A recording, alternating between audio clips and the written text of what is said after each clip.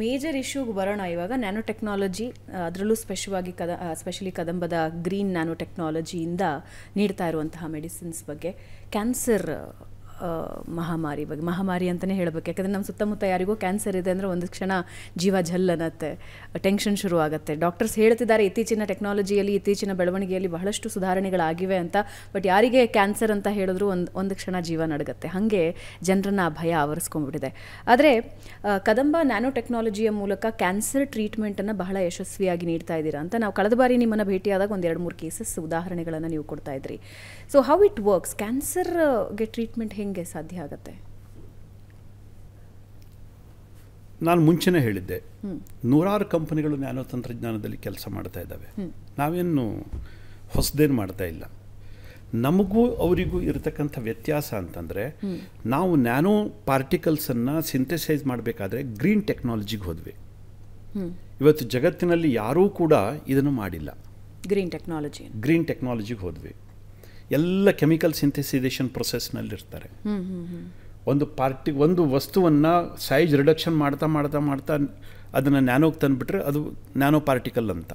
S, of course, ಇಲ್ಲ ಅಂತ ನಾನು ಹೇಳೋದಿಲ್ಲ. ಆದರೆ ಅದರಲ್ಲಿ ತುಂಬ ಟಾಕ್ಸಿಕ್ ಸಿಂಥೆಸೈಸೇಷನ್ ಇದನ್ನು ಪದ್ಧತಿಯನ್ನು ಅವರು ಬಳಸ್ತಾರೆ. ಆದರೆ ನಾವೇನು ಮಾಡಿದ್ವಿ, ಪ್ಲ್ಯಾಂಟ್ ಮೆಟೀರಿಯಲ್ಸನ್ನು ಬಳಸ್ಕೊಂಡ್ವಿ. ಅದ್ರ ಬಳಸ್ಕೊಂಡು ನ್ಯಾನೋ ಸಿಂಥೆಸೈಸೇಷನನ್ನು ನಾವು ಶುರು ಮಾಡಿದ್ವಿ. ನಮಗೆ ಯಶಸ್ಸು ಸಿಕ್ತು. ಅದು ತುಂಬ ಸ್ಟೇಬಲ್ ನ್ಯಾನೋ ಪಾರ್ಟಿಕಲ್ಗಳನ್ನು ನಾವು ಡೆವಲಪ್ ಮಾಡಲಿಕ್ಕೆ ಅನುಕೂಲ ಆಯಿತು. ನಾನು ಹೇಳಿದಷ್ಟು ಸುಲಭದಲ್ಲಿ ಆ ತಂತ್ರಜ್ಞಾನ ಇರುವುದಿಲ್ಲ. ಅದನ್ನು ಮಾಡಬೇಕಾದ್ರೆ ದಶಕಗಳ ಒಂದು ತಪಸ್ಸು ಬೇಕಾಗತ್ತೆ. ನಮ್ಮ ವಿಜ್ಞಾನಿಗಳು ಅದನ್ನು ಮಾಡಿದ ನಂತರದಲ್ಲಿ ಇದರದ್ದೆಲ್ಲ ನಾವು ಅಭ್ಯಾಸ ಮಾಡಿದ್ವಿ. ಸೆಲ್ಯುಲರ್ ಅಪ್ಟೇಕ್ ಎಷ್ಟಿರುತ್ತೆ, ಸೆಲ್ಯುಲರ್ ಟಾಕ್ಸಿಸಿಟಿ ಹೇಗಿರುತ್ತೆ. ಈಗ ಕ್ಯಾನ್ಸರ್ ಅಂತಂದರೆ ಇದೊಂದು ತುಂಬ ಸಂಕೀರ್ಣವಾಗಿರ್ತಕ್ಕಂಥ ರೋಗ. ಯಾವುದೋ ಒಂದು ಔಷಧಿಯನ್ನು ಕೊಟ್ಟು ಎಲ್ಲ ಕ್ಯಾನ್ಸರನ್ನು ನಾನು ಕ್ಯೂರ್ ಮಾಡ್ತೀನಿ ಅಂತ ಹೇಳಲಿಕ್ಕೆ ಆಗೋದಿಲ್ಲ. ಒಂದೊಂದು ಕ್ಯಾನ್ಸರ್ ಒಂದೊಂದು ರೀತಿಯಲ್ಲಿರುತ್ತೆ. ಅದರ ರೆಸಿಪ್ಟರ್ಸ್ ಬೇರೆ ಬೇರೆ ಇರ್ತವೆ. ಇದೆಲ್ಲದಕ್ಕೂ ಅಧ್ಯಯನವನ್ನು ಮಾಡಬೇಕಾಗತ್ತೆ. ಒಂದೊಂದು ಕ್ಯಾನ್ಸರನ್ನು ಕೂಡ ಅಧ್ಯಯನ ಮಾಡಬೇಕಾಗತ್ತೆ. ಅದು ಹೇಗೆ ವರ್ಕ್ ಆಗುತ್ತೆ, ಅದರದ್ದು ಡೈನಮಿಕ್ಸ್ ಏನು. ಒಂದೊಂದು ರೋಗದ್ದು ಒಂದೊಂದು ಡೈನಮಿಕ್ಸ್ ಇರುತ್ತೆ. ಅದು ಇನ್ಫೆಕ್ಷನಲ್ ಡಿಸೀಸ್ ಇರಲಿ, ಕ್ಯಾನ್ಸರ್ ಇರಲಿ, ಆರ್ಥರೈಟಿಸ್ ಇರಲಿ, ಅಲ್ಝಮೈರ್ ಇರಲಿ, ಅಥವಾ ಡಿಮೆನ್ಷಿಯಾ ಇರಲಿ, ಟೈಫಾಯ್ಡ್ ಇರಲಿ, ಇದೆಲ್ಲದಕ್ಕೂ ಕೂಡ ಆಯಾ ಒಂದು ರೋಗಕ್ಕೆ ಅದರದ್ದೇ ಆಗಿರ್ತಕ್ಕಂಥ ಡೈನಮಿಕ್ಸ್ ಇರ್ತವೆ. ಇದನ್ನು ಅರ್ಥ ಮಾಡಿಕೊಂಡು ನಾವು ಔಷಧಿಯನ್ನು ಹುಡುಕಬೇಕು. ಅದರಲ್ಲಿ 2 ಪದ್ಧತಿ ಇತ್ತು. ಒಂದು, ರೋಗಕ್ಕೆ ಔಷಧಿ ಕೊಡಬೇಕು, ರೋಗಿಗೆ ಔಷಧಿ ಕೊಡಬೇಕು. ಪಾಶ್ಚಾತ್ಯ ಸಂಸ್ಕೃತಿಯಲ್ಲಿ ಅವರು ರೋಗಕ್ಕೆ ಔಷಧಿಯನ್ನು ಕೊಡ್ತಾರೆ. ಈಗೀಗ ಅವರಿಗೆ ಅರ್ಥ ಆಗ್ತಾ ಇದೆ. ಇಮ್ಯುನೋಮಾಡ್ಯುಲೇಟರಿ ಥೆರಪಿ ಅಂತ ಹೊಸದಾಗಿ. ಇಮ್ಯುನೋಮಾಡ್ಯುಲೇಟರಿ ಅಂತಂದರೆ ರೋಗಕ್ಕೆ ಕೊಡೋ ಮದ್ದಲ್ಲ, ರೋಗಿಗೆ ಕೊಡೋ ಮದ್ದು. ಬಾಡಿಯ ಇಮ್ಯೂನ್ ಸಿಸ್ಟಮನ್ನು ಡೆವಲಪ್ ಮಾಡೋದ್ರ ಮುಖಾಂತರ ಆ ರೋಗವನ್ನು ನಿಯಂತ್ರಣಕ್ಕೆ ತರಬೇಕು. ಇದು ಅಪ್ರೋಚ್, ಬ್ರಾಡರ್ ಅಪ್ರೋಚ್. ಮುಂಚೆ ಏನು ಅವ್ರದ್ದೇನು ಕನ್ಸೆಪ್ಟ್ ಇತ್ತಲ್ಲ, ರೋಗಕ್ಕೆ ಡೈರೆಕ್ಟಾಗಿ ಟಾರ್ಗೆಟ್ ಮಾಡಿರಿ, ರೋಗವನ್ನು ತೆಗೆದುಬಿಟ್ರೆ ಸರಿ ಹೋಗ್ತಾನೆ ಅಂತ ಅಲ್ಲ. ರೋಗಿ ಸರಿಯಾಗಬೇಕು. ಕಿಮೋಥೆರಪಿ ಕೊಡ್ತಾರೆ. ಕಿಮೋಥೆರಪಿಯಿಂದ ಹೌದು ಕ್ಯಾನ್ಸರ್ ಸೆಲ್ಗಳು ಸಾಯ್ತವೆ, ಅದ್ರ ಜೊತೆಗೆ ಒಳ್ಳೆಯ ಸೆಲ್ಗಳು ಸಾಯ್ತವೆ. ನೀವು ಕಿಮೋಥೆರಪಿ ಆದ ನಂತರದಲ್ಲಿ ನೋಡಿ, ಆ ವ್ಯಕ್ತಿಯ ಸಂಪೂರ್ಣ ಶಕ್ತಿ ಸಂಪೂರ್ಣ ಕುಗ್ಗಿ ಹೋಗುತ್ತೆ. ಇಮ್ಯೂನ್ ಸಿಸ್ಟಮ್ ಡೌನ್ ಆಗುತ್ತೆ. ಅವನಿಗೆ ಆಹಾರ ಸರಿಯಾಗಿ ಸೇರುವುದಿಲ್ಲ, ಸರಿಯಾದಂಥ ರೀತಿಯಲ್ಲಿ ಎದ್ದು ನಿಂತ್ಕೊಳ್ಳೋ ಸ್ಥಿತಿಯಲ್ಲಿ ಕೂಡ ಅವನು ಇರುವುದಿಲ್ಲ. ಒಂದು ರೀತಿ ಅವನ ಬದುಕು ಆ ರೋಗಕ್ಕಿಂತಲೂ ಕೂಡ ರೋಗಕ್ಕೆ ಟ್ರೀಟ್ಮೆಂಟ್ ಕೊಟ್ಟ ನಂತರದಲ್ಲಿ ಅವನು ಪಡೋ ನೋವಿದೆಯಲ್ಲ, ಅದು ಭಯಾನಕ ಇರುತ್ತೆ. ಅದಕ್ಕೆ ಆಲ್ಟರ್ನೇಟಿವ್ ಏನು? ಹೌದು, ಕಿಮೋ ಇವತ್ತು ದಿವಸ ಅನಿವಾರ್ಯ. ಅದು ಕ್ಯಾನ್ಸರ್ ಬಂದಿದೆ ಅಂತಂದರೆ ಒಂದು ಸರ್ಜರಿ ಮಾಡ್ತಾರೆ, ಅದಿಲ್ಲ ಅಂತಂದರೆ ರೇಡಿಯೇಷನಿಗೆ ಹೋಗ್ತಾರೆ, ಅದಿಲ್ಲ ಅಂತಂದರೆ ಕಿಮೋ ಕೊಡ್ತಾರೆ. ಇದು 3ನೇ ಮೇಜರ್ ಸಿಸ್ಟಮ್. ಇವತ್ತು ಇಮ್ಯುನೋಮಾಡ್ಯುಲೇಟರಿ ಥೆರಪಿ ಅಂತ ಇವತ್ತೊಂದು ಹೊಸದು ಬಂದಿದೆ. ಆದರೆ ಜನಸಾಮಾನ್ಯರಿಗೆ ಅದು ಅಫೋರ್ಡೆಬಲ್ ಅಲ್ಲ. ಕೋಟಿ ಖರ್ಚು ಮಾಡ್ತಾರೆ, ಹೊರಗಡೆ ಹೋಗ್ತಾರೆ, ಇಮ್ಯುನೋಮಾಡ್ಯುಲೇಟರಿ ಏಜೆಂಟ್ಗಳನ್ನು ಇಂಜೆಕ್ಟ್ ಮಾಡ್ತಾರೆ. ಅಂದರೆ ಕೃತಕವಾಗಿ ನಮ್ಮ ಶಾರೀರಿಕ ಕ್ಷಮತೆಯನ್ನು ಜಾಸ್ತಿ ಮಾಡ್ತಕ್ಕಂಥದ್ದು. ಒಂದು ಆ ಏಜೆಂಟನ್ನು ಬಾಡಿಗೆ ಸೇರಿಸೋ ಮುಖಾಂತರ ಒಂದು ಇಮ್ಯೂನ್ ಸಿಸ್ಟಮನ್ನು ನಾವು ಜಾಸ್ತಿ ಮಾಡ್ತಾ ಇದ್ದೀವಿ ಅಂತ ಹೇಳುವಂಥದ್ದು. ಆದರೆ ನ್ಯಾನೋ ತಂತ್ರಜ್ಞಾನದಲ್ಲಿ ಈ ಗ್ರೀನ್ ನ್ಯಾನೋ ತಂತ್ರಜ್ಞಾನವನ್ನು ಬಳಸಿ ಮುಂಚೆನೇ ಹೇಳಿದ್ವಿ ಇದು 100% non toxic, effective, no chemicals, 100% plant based. ಇದು ಪ್ರೂವ್ ಆಗಿದೆ. ಸೈನ್ಸ್ ನಾನೇನೋ ಹೇಳ್ಬಿಡ್ಬೋದು, ಆದರೆ ಸೈನ್ಸ್ನಲ್ಲಿ ಕತೆ ಹೇಳಲಿಕ್ಕಾಗೋದಿಲ್ಲ. ನಾವು ಪ್ರೂವ್ ಮಾಡಿ ತೋರಿಸ್ಬೇಕಾಗತ್ತೆ, ಡೇಟಾ ಬೇಕಾಗತ್ತೆ. ಸೊ ಹೀಗೆ ಆದ ನಂತರದಲ್ಲಿ ಅಧ್ಯಯನ ಎಲ್ಲ ಆದ ನಂತರದಲ್ಲಿ ಇವತ್ತು ಗ್ರೀನ್ ನ್ಯಾನೋ ತಂತ್ರಜ್ಞಾನದ ಮುಖಾಂತರ ಇವತ್ತೇನು ಔಷಧಿಗಳನ್ನು ನಾವು ಇದು ಮಾಡ್ತಾಯಿದ್ದೀವಿ, ಇದು ನೇರವಾಗಿ ಕ್ಯಾನ್ಸರ್ ಸೆಲ್ಗಳನ್ನೇ ಟಾರ್ಗೆಟ್ ಮಾಡುತ್ತೆ. ಅದಕ್ಕೊಂದು ಕಾರಣ ಇದೆ. ಈ ಶರೀರದಲ್ಲಿ ಪ್ರತಿಯೊಂದು ಕೂಡ ಬಯೋಸಿಗ್ನಲಿಂಗ್ ಪಾತ್ವೆ ಅಂತ ಕರಿತೀವಿ. ಬಯೋಸಿಗ್ನಲಿಂಗ್ ಪಾತ್ವೆ ಇದ್ರ ಮುಖಾಂತರನೇ ನಡೆಯುತ್ತೆ.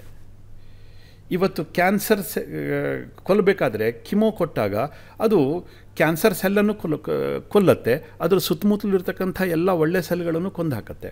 ಅಂತಂದರೆ ಸರಿಯಾಗಿ ಹೋಗಿ ಕ್ಯಾನ್ಸರ್ ಸೆಲ್ಲನ್ನೇ ಟಾರ್ಗೆಟ್ ಮಾಡೋದಿಲ್ಲ ಅಂತ ಆಯಿತು. ಹೌದು ಅಲ್ವಾ? ಒಳ್ಳೆ ಸೆಲ್ಗಳು ಸತ್ತಾಗ ಇಮ್ಯೂನ್ ಸಿಸ್ಟಮ್ ಡೌನ್ ಆಗಲೇಬೇಕು. ಇದಾದ್ರೆ ಹಾಗಲ್ಲ, ನೇರವಾಗಿ ಕ್ಯಾನ್ಸರ್ ಸೆಲ್ಗಳ ಮೇಲೆ ಹೋಗಿ ಕೂತ್ಕೊಳ್ತವೆ. ಪ್ರತಿಯೊಂದು ಕ್ಯಾನ್ಸರ್ ಸೆಲ್ ಏನಿರುತ್ತೆ, ನಾನು ಟ್ಯೂಮರ್ ಬಗ್ಗೆ ಹೇಳ್ತಾ ಇಲ್ಲ, ಕ್ಯಾನ್ಸರ್ ಸೆಲ್ ಬಗ್ಗೆ ಹೇಳ್ತಾ ಇದ್ದೀನಿ. ಪ್ರತಿಯೊಂದು ಕ್ಯಾನ್ಸರ್ ಸೆಲ್ನ ಮೇಲ್ಗಡೆ ಹೊರ ಕವಚ ಅಂತ ಕರಿತೀವಿ ನಾವು. ಅದರ ಸೆಲ್ ಏನಿರುತ್ತೆ, ಆ ಸೆಲ್ ಗ್ಲೈಕೋಪ್ರೋಟೀನ್ ಅಂತ ಒಂದು ಪ್ರೋಟೀನ್ ಇರುತ್ತೆ. ನಾವೇನು ಮಾಡ್ತೀವಿ, ಆ ಪ್ರೋಟೀನ್ಗೆ ನ್ಯಾಚುರಲ್ ಅಫಿನಿಟಿ ಬರುವ ಹಾಗೆ ನಮ್ಮ ನ್ಯಾನೋ ಪಾರ್ಟಿಕಲ್ಗೂ ಕೂಡ ಅದನ್ನೇ ನಾವು ಬಳಸ್ತೀವಿ.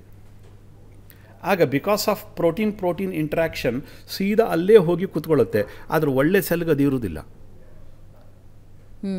ಅದಕ್ಕೋಸ್ಕರ ಅದನ್ನು ಮುಟ್ಟುವುದಿಲ್ಲ. ಅದು ಇಲ್ಲೇ ಹೋಗುತ್ತೆ. ಇದು ನ್ಯಾಚುರಲಿ ಕ್ಯಾನ್ಸರ್ ಎಲ್ಲಿರುತ್ತೆ, ಸೆಲ್ ಇರುತ್ತೆ, ಅಲ್ಲಿ ಮಾತ್ರ ಆ ಪ್ರೋಟೀನ್ ಲೇಯರ್ ಇರುತ್ತೆ. ಅದಕ್ಕೋಸ್ಕರ ಪ್ರೋಟೀನ್ ಇಂಟ್ರಾಕ್ಷನ್ ಸೀದಾ ಅಲ್ಲಿ ಹೋಗಿ ಕುತ್ಕೊಂಡ್ಬಿಡುತ್ತೆ. ಅಲ್ಲಿ ಹೋಗಿ ಕುತ್ಕೊಂಡ ನಂತರದಲ್ಲಿ ನಮ್ಮ ನ್ಯಾನೋ ಪಾರ್ಟಿಕಲ್ಸ್ಗಳಿಗೆ ಗೊತ್ತಿದೆ ಆ ಸೆಲ್ಲನ್ನು ಹೇಗೆ ಡಿಸ್ಟ್ರಾಯ್ ಮಾಡಬೇಕು ಅಂತ. ಅದಕ್ಕೊಂದು ಪಾತ್ವೇ ಇರುತ್ತೆ. ಹೇಗೆ ಸೆಲ್ ಒಳಗಡೆ ಪೆನಿಟ್ರೇಟ್ ಆಗುತ್ತೆ, ಹೇಗೆ ಒಳಗಡೆ ಇರತಕ್ಕಂಥ ಏನು ಸೆಲ್ ಎನ್ವಿರಾನ್ಮೆಂಟ್ ಇರುತ್ತೆ ಅದನ್ನು ಆಕ್ಸಿಡೇಟಿವ್ ಸ್ಟ್ರೆಸ್ಸನ್ನು ಹೇಗೆ ಕ್ರಿಯೇಟ್ ಮಾಡುತ್ತೆ, ಹೇಗೆ ಅಲ್ಲಿರ್ತಕ್ಕಂಥ DNA RNAಯನ್ನು ಸಂಪೂರ್ಣವಾಗಿ ಧ್ವಂಸ ಮಾಡುತ್ತೆ, ಸೆಲ್ ವಾಲನ್ನು ಪೂರ ಡಿಸ್ಟ್ರಾಯ್ ಮಾಡುತ್ತೆ. ಇದೆಲ್ಲದಕ್ಕೂ ಪಾತ್ವೆ ಪ್ರೂವ್ ಆಗಿದೆ. ಪಕ್ಕದಲ್ಲಿ ಒಳ್ಳೆ ಸೆಲ್ ಇದ್ರೂ ಮುಟ್ಟುವುದಿಲ್ಲ ಅದು. That's called targeted therapy. Very specific, which is very required in cancer. Yes, cancer ಅಷ್ಟೇ ಅಲ್ಲ, ತುಂಬ ಇದಕ್ಕೆ ಬೇಕಾಗತ್ತೆ, ತುಂಬ ರೋಗಗಳಿಗೆ ಬೇಕಾಗತ್ತೆ. ಉದಾಹರಣೆಗೆ ನಾವು ಇವತ್ತು ಆ್ಯಂಟಿಬಯೋಟಿಕ್ಸ್ ಕೊಡ್ತೀವಿ. ಆ್ಯಂಟಿಬಯೋಟಿಕ್ಸ್ ಯಾವುದೇ ರೋಗ ಜ್ವರ ಬಂದರೆ, ಥಂಡಿ ಬಂದರೆ, ನೆಗಡಿ ಬಂದರೆ, ಅದು ನೀವು ಕೋವಿಡ್ ಅಂತ ಕರೀರಿ, ಏನೇ ಬೇಕಾದ್ರೆ ಜಗತ್ತಿನಲ್ಲಿ ಇರೋದು ಮೂರೇ ರೀತಿಯಲ್ಲಿ ಮೇಜರ್. ಒಂದು ವೈರಸ್, ಒಂದು ಫಂಗಸ್, ಮತ್ತೊಂದು ಬ್ಯಾಕ್ಟೀರಿಯಾ. ಇದು ಮೂರಿಂದನೇ ಇನ್ಫೆಕ್ಷನ್ ಶುರುವಾಗುತ್ತೆ. ಇದು ಮೂರನ್ನೇ ನಾವು ಕೊಡೋ ಔಷಧಿ, ಇದು ಮೂರನ್ನೇ ಟಾರ್ಗೆಟ್ ಮಾಡಬೇಕು. ಇದ್ರ ಹೊರತಾಗಿ ಬಾಡಿಯಲ್ಲಿರ್ತಕ್ಕಂಥ ಒಂದು ಒಳ್ಳೆ ಸೆಲ್ಲನ್ನು ಟಾರ್ಗೆಟ್ ಮಾಡಬಾರ್ದು ಅದು. ಆದರೆ ಇವತ್ತಿನ ಆ್ಯಂಟಿಬಯೋಟಿಕ್ಸ್ ಏನು ಮಾಡ್ತವೆ, ಆ ರೋಗಾಣುಗಳ ಜೊತೆಯಲ್ಲೇ ಸುತ್ತಮುತ್ತಲು ಇರ್ತಕ್ಕಂಥ ಏನು ಎಕೋಸಿಸ್ಟಮ್ ಇದೆ ಅದನ್ನು ಹಾಳು ಮಾಡಿಬಿಡ್ತವೆ. ಅದಕ್ಕೋಸ್ಕರ ನೀವು ಆ್ಯಂಟಿಬಯೋಟಿಕ್ ಡೋಸನ್ನು ಸ್ವಲ್ಪ ಜಾಸ್ತಿ ತೊಗೊಳ್ಳಿ, ವೀಕ್ನೆಸ್ ಶುರುವಾಗುತ್ತೆ. ಹೌದು, ವೀಕ್ನೆಸ್ ಶುರುವಾಗುತ್ತೆ. ಆ ಆ್ಯಂಟಿಬಯೋಟಿಕ್ಸ್ ಸುಧಾರಿಸ್ಕೊಳ್ಳೋಕೆ ಇನ್ನೊಂದಷ್ಟು ದಿನ ಬೇಕಾಗುತ್ತೆ. ಅದರಿಂದ ಸುಧಾರಿಸ್ಕೊಳ್ಳಿಕ್ಕೆ ಮತ್ತೊಂದು ಡೋಸ್ ತಗೊಳ್ತಾರೆ. ಒಟ್ಟಾರೆ ಇದೊಂದು ಮುಗಿಯದ ಕತೆ ಇದು. ಇವತ್ತಿನ ಔಷಧಿಯ ಮಾಡರ್ನ್ ಮೆಡಿಸಿನ್ ಸಿಸ್ಟಮ್ ಏನಿದೆಯಲ್ಲ, ಇದೊಂದು ಮುಗಿಯದ ಅಧ್ಯಾಯ. ಒಂದು ರೋಗ ಕಡಿಮೆ ಮಾಡಲಿಕ್ಕೆ ಹೋದರೆ ಸೈಡ್ ಎಫೆಕ್ಟ್ ಮತ್ತೊಂದು ಶುರುವಾಗುತ್ತೆ, ಅದಕ್ಕೆ ಮತ್ತೊಂದು ಔಷಧಿ ಕೊಡ್ತಾರೆ, ಅದು ಮತ್ತೊಂದು ಶುರುವಾಗುತ್ತೆ. ಇದೊಂದು ಚೈನ್, ಒಂಥರ ವರ್ತುಲ ಇದ್ದ ಹಾಗೆ ಸಿಕ್ಕಾಕೊಳ್ತೀವಿ. ಇದೊಂದು ವಿಷವರ್ತುಲ. ಪಾಪ ಇದರಲ್ಲಿ ಯಾರದೂ ತಪ್ಪಿಲ್ಲ, ಸೈನ್ಸ್ ಆಗಿದೆ, ಏನು ಮಾಡ್ಲಿಕ್ಕೆ ಆಗೋದಿಲ್ಲ. ಇವತ್ತಿನ ಆಸ್ಪತ್ರೆ, ನಾವು ಎಷ್ಟೋ ಸರಿ ಆಸ್ಪತ್ರೆಗಳಿಗೆ ಬೈದ್ಬಿಡ್ತೀವಿ, ಡಾಕ್ಟರ್ಗಳಿಗೆ ಬೈದ್ಬಿಡ್ತೀವಿ, ಸರಿಯಾಗಿ ಟ್ರೀಟ್ಮೆಂಟ್ ಕೊಟ್ಟಿಲ್ಲ ರೀ ಇವರು, ಏನೇನೋ ಔಷಧಿ ಕೊಟ್ಬಿಟ್ಟಿದ್ದಾರೆ ಅಂತ. ಪಾಪ ಒಂದು ಲಿಮಿಟ್ ಇದೆ, ಅವರಿಗೂ ಒಂದು ಲಿಮಿಟ್ ಇರುತ್ತೆ, ಅದೇ ಔಷಧಿ ಕೊಡಬೇಕು. ಅದು ಬಿಟ್ಟರೆ ಮತ್ತೇನು ಕೊಡ್ತಾರೆ?